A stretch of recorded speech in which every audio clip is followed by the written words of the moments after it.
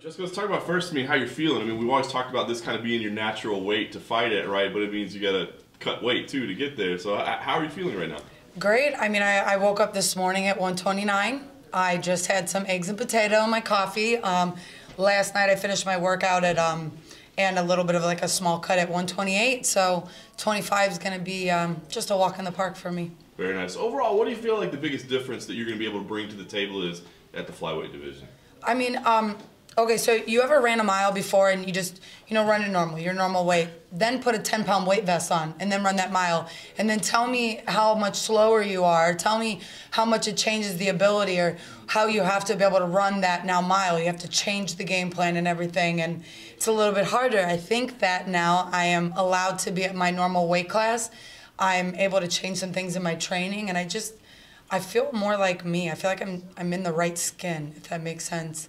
Yeah, very nice. So it seems like you're pretty excited. I got to ask, 2017, a tough year, right?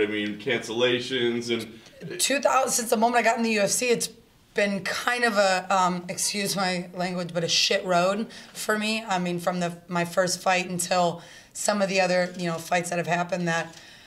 I'm glad that I took the time off that I did, and I'm glad that things kind of happened the way they did, because I don't think that I would appreciate this moment as much as I have, or realize that maybe that those other moments were making me to, this point.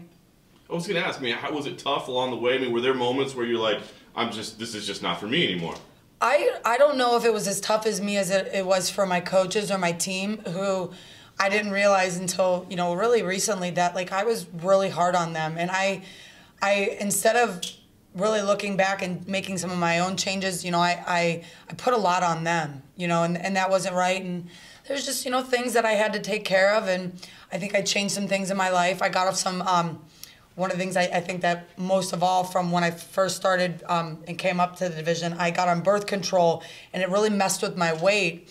I got a blood clot last March in my leg from estrogen, and just, from my training. So I got off of it, and my weight just dropped dramatically. So the past year since last year when I grappled Misha at that high-level grappling match, I remember she just fought Raquel Pennington, and she came back a week after at 157, and I was trying to stay as heavy as I could, and I was only about 142.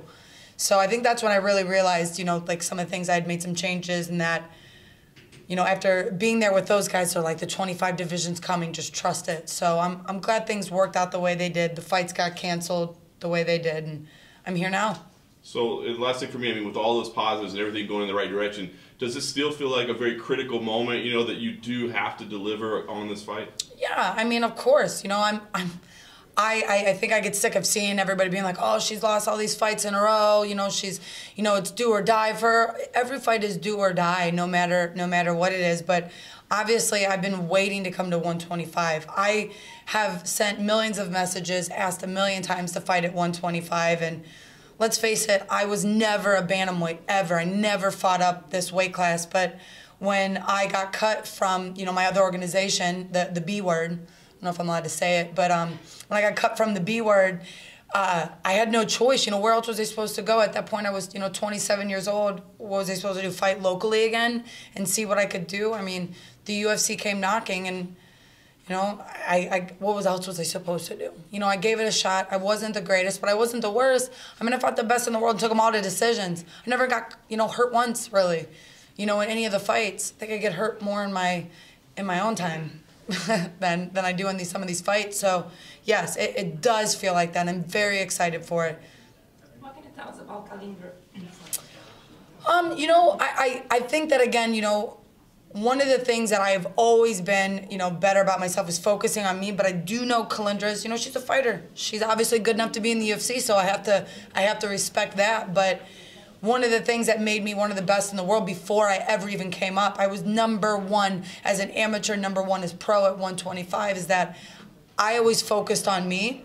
And if I focus on me and what my skill set is, there's no 125er in the world that can outclass me at all. And I believe it.